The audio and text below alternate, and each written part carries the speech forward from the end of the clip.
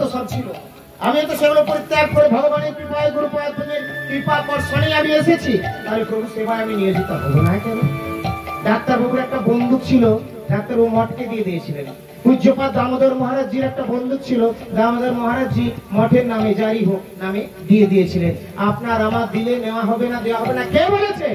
আসুন না, সব দিয়ে দিন, আমি গ্যারেন্টারে অর্পণ করবো। গোবিন্দের সেবায় যাবে, তাতে কে কি বললো সেদিকে দৃকপাত করবো না। পরের কথায় কি আসে যায়, মিছে দাগা তুমি পেও না। পরের কথায় কি আসে যায়, মিছে দাগা তুমি পেও না। যার মুখ হেরি ভুলে যাবে হরি, তার মুখ পানে চেও না। যার মুখ হেরি ভুলে যাবে হরি, তার মুখ পানে চেও না। যার মুখ হেরি ভুলে যাবে হরি, তার মুখ পানে চেও না। যার মুখ হেরি ভুলে যাবে হরি, তার মুখ পানে চেও না। যার কাছে গেলে হরি কথা পাবে, তার কাছে তুমি যাবে গো। যার কাছে গেলে হরি কথা পাবে, তার কাছে তুমি যাবে গো। যার মুখে ভাই হরি কথা নাই, তার কাছে তুমি যেও না।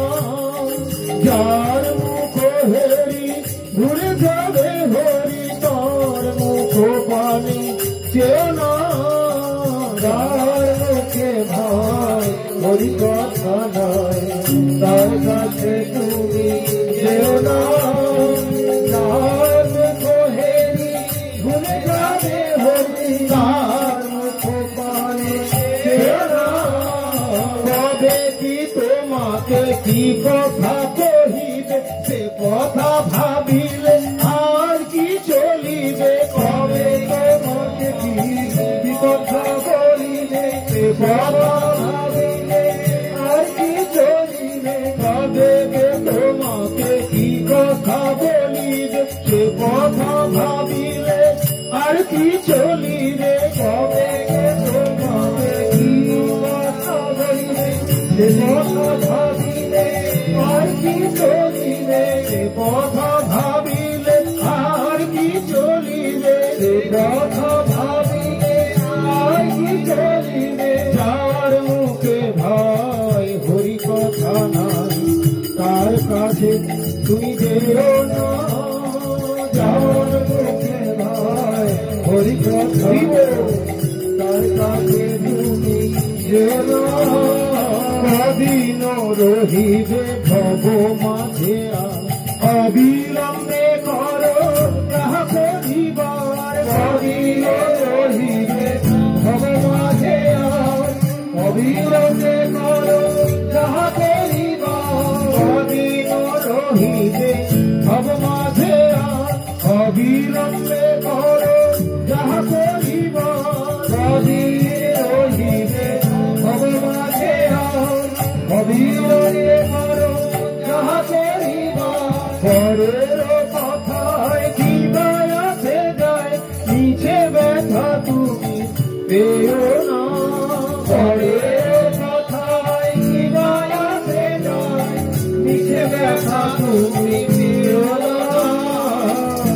তাই আমরা সঙ্গটা সাধু সঙ্গের করবো, যে সঙ্গের ফলে আমাদের ভক্তির উন্মেষ হবে, ভক্তির বৃদ্ধি হবে, সেই সঙ্গ হলো সাধু সঙ্গ। অন্য কোন আর্টিফিশিয়াল সঙ্গে আমরা আর্টিফিশিয়াল ভাবি যাবে। আমরা দৃঢ় একনিষ্ঠ ভক্তের সঙ্গ করব, গুরু বৈষ্ণবের সঙ্গ হলে আমাদের ভক্তির উন্মেষ হবে। আজকে আমরা সম্মিলিত হয়েছি এখানে ভক্তগৃহে, তাদের প্রচেষ্টায় আজকে আমাদের ভক্তির কথা কিছু শ্রবণ করছে। সময় অনেকখানি নিয়েছে, সময় অতিক্রান্ত, তাই আমি সংক্ষেপে এখানে এরপর বিরতি দেব। আমাদের একটি প্রোগ্রাম রয়েছে, মায়াপুরের অনুষ্ঠান আমরা করেছি। মায়াপুর যাত্রা অনেকেই জানতে চাচ্ছিলেন, সেটি হবে শীঘ্রই। মায়াপুর দর্শন নবদ্বীপ মায়াপুর 12 এপ্রিল শুক্রবার, শুক্র শনি রবি 3 দিনের প্রোগ্রাম। সকাল 8টায় বাস ছাড়বে। অনেকে নাম লিখিয়েছেন, অ্যাডভান্স করেছেন, সিট বুক করেছেন। 2100 টাকা করে আছে। বাবা কে বলেন মহারাজ 2100, 3 দিনে 9টা প্রসাদ আছে, 9টা খাবার, তারপরে থাকার ব্যবস্থা, তারপরে যাতায়াত রিজার্ভ বাসে। বাবারে করার দরকার নেই, খুব আরামে যাচ্ছেন। আপনি একা যান, যেতে গেলে অনেক খরচ করবেন। আমারই কদিন থেকে যাওয়া হচ্ছে না, যাবো যাবো করে। মূলত নিজের দর্শনে যাওয়ার জন্যই করেছি। সবসময় বিভিন্ন কাজে ব্যস্ত থাকি, সময় সুযোগ হয় না। এখন যার ভাবে ইচ্ছে সে চলে আসবে। অনেকে নাম লিখেছেন, আপনারা যেতে চাইলে ধনজীবীর কাছে নাম লিখিয়ে নেবেন, অ্যাডভান্স দিয়ে দেবেন। যেমন যেমন দেবেন, শেষের দিকে দিলে শেষের সিটগুলো পাবেন, কাছের দিকে দিলে কাছের সিট পাবেন। আমার কোনো অসুবিধা নেই। লাস্ট পর্যন্ত যতক্ষণ নেওয়া যাবে, এখনো সিট আছে, অসুবিধা হবে না। অবিলম্বে যোগাযোগ করবেন। সকালে প্রদ্যুৎ বাবুরা ফোন করেছিলেন, তারা 5 জন যাবে কোচিয়ারা থেকে। আমরা ঠিক আছে, রাত্রে আবার বলে দেবেন, আমি এখন প্রোগ্রামে বেরোচ্ছি। তো লিখে রাখবেন, যারা বলবেন ধনজীবীর কাছে নাম লিখে রাখবেন। 3 দিনের প্রোগ্রাম। মহাপ্রভুর আবির্ভাব হলো। আবির্ভাবে আমাদের রায়পুরে দোল উৎসব থাকে, তাই সেখানে তো আমরা থাকি, যেতে পারি না। এখন একটু বিরতি পেয়েছি, তাই এই টাইমে প্রোগ্রামটি হবে। আমরা একাদশীর দিন ঠিক করেছিলাম, একাদশীটি হচ্ছে সামনে 5 তারিখে, 5 এপ্রিল। তো এখন এই দিন একাদশী, কিন্তু একাদশী এটির নাম হলো পাপ মোচন একাদশী। আপনারা একাদশী ব্রত পালন করবেন। আবার বিশেষ জানতে হলে জেনে নেবেন, একাদশী না করলে মনুষ্য জন্মটা বেকার হয়ে যায়। মহাপ্রভু তার মাকে বলেছিলেন, মা তুমি একাদশী করো। নিজের ভালোবাসা দিয়ে মাকে একাদশী করিয়েছিলেন, সচিমাতা একাদশী করতেন। আপনারা সকলে একাদশী করবেন। যদি একাদশী আপনি না করেন, পাঠ কীর্তন যদি বলেন আমি পাঠ কীর্তন শুনলাম, কিন্তু তারপরে গিয়ে আমি যেমন খাবার তেমনি খাবো, কোনো ক্ষতি আছে কি? না, ক্ষতি নেই। ক্ষতি নেই। আপনি যেমন ইচ্ছা করুন। ভাগবত ঠাকুরের অন্তিম উপদেশটাও বলে দিই, আপনি মদ খাচ্ছেন খান, মাংস মাছ ডিম যা খাচ্ছেন করুন, যা করছেন করুন, নোংরামি পাপ অপরাধ হরিনাম করুন। তা তো হ্যাঁ, তাতেও হবে, না হওয়াচ্ছে দুটোই হবে। পাপ অন্যায়টা একদিকে ওজন বাড়বে, আর হরিনামেরটাও থাকবে। তাতে কি হবে? আপনার 2 পয়েন্ট তো বৈকুণ্ঠের ব্যাংকে জমা পড়বে। একদিন আপনার এই হরিনাম করতে করতে একদিন আপনার আসবে, একদিন এই হরিনামে আপনাকে মধ্যমাংসাদি সব ছাড়িয়ে দেবে। ভাবছিলাম এটা বলবো না, তারে বলবো এই বুঝেছিস তো, ওই জন্য হরিনামটা এখন করবো না। বললো যে সাধু বাবা মদ ছাড়িয়ে দেবে, আমি তখন ছাড়তে চাই না। তো এইভাবে ছাড়তে, এই জন্য সবাই করবে না, সবার উদ্ধার হবে না। মহাপ্রভু মায়াপুর নবদ্বীপে আসলেন, বড় বড় সিটি টাউন গুলো পড়েছিল, ওখানে যাননি, তখন অজপাড়া গায়ের মধ্যে ছিল মহাপ্রভু। আমাদের রায়পুরের মঠ হয়েছে বাউরি পাড়ায়। ভাগবত ঠাকুর ওখানে করতে গেলেন, বললেই ভাগবত ঠাকুরের চরণে অপরাধী হবে। তুই বেশি মাতব্বর হয়েছিস, তোকে জিজ্ঞেস করে আমি করবো। সুতরাং যেমন আসছে প্রভু, আমি যেন তোমার হতে পারি। মার বিরাখবি জৈচ্ছা তোয়ারা নিত্য দাস প্রতি তোয়া অধিকারা। এই প্রসঙ্গে আবার ছিল, ততটা যেতে পারলাম না। সুন্দর কথা ছিল, নিত্যানন্দ মহাপ্রভুর মিলন হবে, তাই আমরা সেই মহাপ্রভুর মিলনস্থলিতে যাব। তাই এই গ্রন্থটা খুললে ওটা আমার মনে পড়তো, আর আজকে ওখানে প্রসঙ্গটা নিতাম। আমরা মায়াপুরে নিত্যানন্দ মহাপ্রভুর মিলনস্থলিতে যাব, যেখানে তাদের মিলন হয়েছিল প্রথম। সেই জায়গায় প্রথম দেখা হলো। মহাপ্রভুর আবির্ভাবের 12 বছর আগে নিতাই জন্ম নিয়েছেন এই এক চক্রায়, আর নিতাই বড় হয়েছে। একদিন খুব সুন্দর প্রসঙ্গ ছিল, অনেক কথা তো এইটুকু সময় কি করে বলবো। তো যাই হোক, এরপরে নিতাইকে এক সন্ন্যাসী এসে ভিক্ষা চেয়ে নিয়ে চলে গেলেন। নিতাই তীর্থে তীর্থে ঘুরে বেড়ায়, মথুরায় এসে বসে আছে। বলছেন এখন যাব না, আমার প্রভু প্রকাশ করুক, নিজের কিছু প্রকাশ আরম্ভ করুক। এরপরে সংকীর্তনে প্রচারে প্রভু বেরোক, সবাই জানো কিছু প্রকাশ করতে। এই যখন চাইছেন, মহাপ্রভু বুঝতে পেরেই মহাপ্রভু লীলার প্রকাশ শুরু করে দিয়েছেন। নিত্যানন্দ প্রভু ছুটে এসে নন্দন আচার্যের ঘরে লুকিয়ে বসে আছেন। এখন আমি যাব না, আমার প্রভু খুঁজে আমাকে বের করুক। প্রভুর ভক্তরা চুপচাপ বসে আছেন। মহাপ্রভু ইঙ্গিত বললেন যে আমি একটা স্বপ্ন দেখেছিলাম, যে একজন আসছে বৃন্দাবন ধাম থেকে, ঠিক বলদেবের মতো রথ করে আসছেন, ইত্যাদি ইত্যাদি কথাগুলো রয়েছে। ইঙ্গিত বলছেন স্বপ্নে দেখেছিলাম, স্বপ্ন তো সত্যি হয়। তো দেখো তো, পুজো করে বেরোচ্ছেন, এই ভক্তদেরকে বলছেন দেখো তো নবদ্বীপে এসেছি কিনা।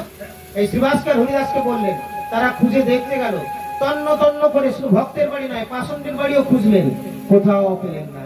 বলেন প্রভু কোথাও তো খুঁজে পেলাম না, সেরকম কেউ আসেনি। অনেক জিজ্ঞেস করলাম। মহাপ্রভু মৃদু হাসলেন, আর এর দ্বারা শিক্ষা দিলেন যে আসলে নিতাই বড় গূঢ় তত্ত্ব। নিতাইকে আমি ধরে না দিলে, খুঁজে না দিলে তোমরা কেউ পাবে না। মনে মনে বলে মৃদু হেসে বলে চল দেখি। একবারে মহাপ্রভু সর্বান্তর্যামী গিয়ে উঠলেন নন্দন আচার্য ভবনে। এখানে দেখছেন ওখানে নিতাই রয়েছে, আর গৌর আসলেন। তাহলে মিলন হয়ে গেল, দুজনে হাঁ করে তাকিয়ে আছে। বলেন কি? এই তখন শ্রীবাসকে ইঙ্গিত করলেন, চোখের ভাবেই বুঝে গেল শ্রীবাস কি বলছে। শ্রীবাস বুঝতে পারলেন মহাপ্রভু চাচ্ছেন যে ভাগবতের একটু কথা, একটা শ্লোক বলতে। যেই না ভাগবতের শ্লোকটা বললেন শ্রীবাস, সাথে সাথে নিত্যানন্দ প্রভু যখনই শুনলেন তখন তার বৃন্দাবনের ভাব জেগে গেল। শ্লোকটা যে আছে তার বাংলায় অর্থ হলো, কৃষ্ণ গোচারণ করে গোটের থেকে ফিরে আসছে, কোকড়ানো চুল, বৈজয়ন্তী মালা ঝুমঝুম ঝুমঝুম আসছে, এই মনে পড়ে গেল এই শ্লোকের অর্থে নিত্যানন্দের, আর ভাব জেগে গেল। আর যেই না ভাব জেগে গেল, প্রেমে উন্মাদ হয়ে নিত্যানন্দ একেবারে আছাড় খাঁচার কে পড়ছেন, এরকম অবস্থা। আবার সম্বরণ করলেন, হাঁ করে নিতাই গৌরের দিকে এবারে তাকিয়েছে। কথা হবে, কি দেখলে? কোথায় গিয়েছিলে এতদিন? তীর্থে গিয়েছিলাম। তীর্থে? কোথায় গিয়েছিলে? কোন তীর্থ বাকি রাখিনি। তাহলে এই যে এবার এখানে এলাম নবদ্বীপ তীর্থে, সব তীর্থ করে তুমি কি দেখলে? মহাপ্রভু বলছেন, নিত্যানন্দ বলছেন, কি আর দেখবো? যা দেখার সে তো আমিই দেখেছি, আমিই জানি।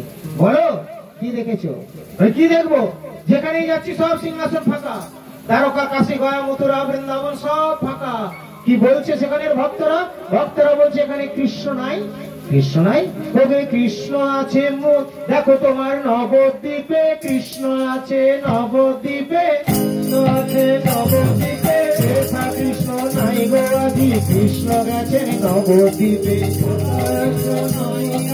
কৃষ্ণ আছে কৃষ্ণ নাই গো আজি, কৃষ্ণ গেছেন নবদ্বীপে। সেথায় গেলাম, সেথায় গেলাম, কৃষ্ণের নাহি দেখা পেলাম, সেথায় গেলাম, সেথায় গেলাম,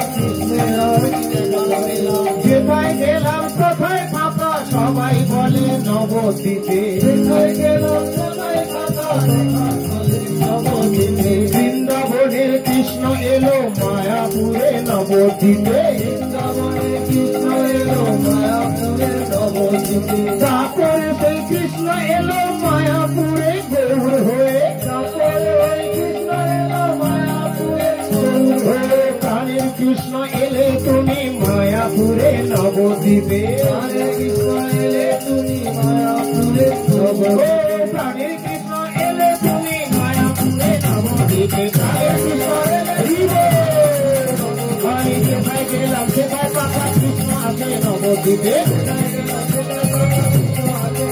আমি সেখানে গেলাম, সেখানে পাকা কৃষ্ণ আছে নবদ্বীপে।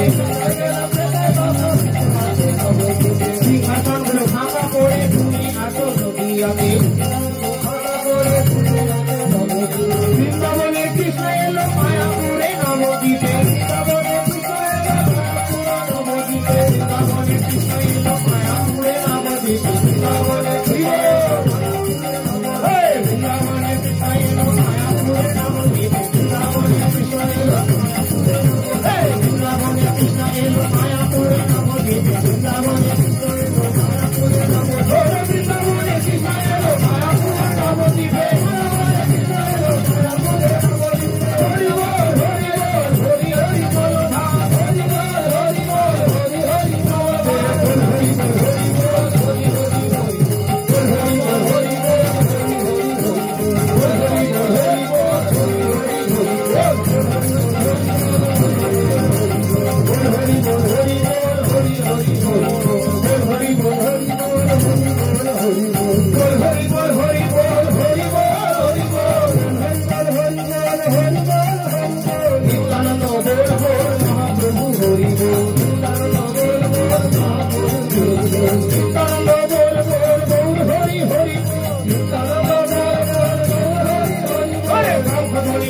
হরি হরি হরি হরি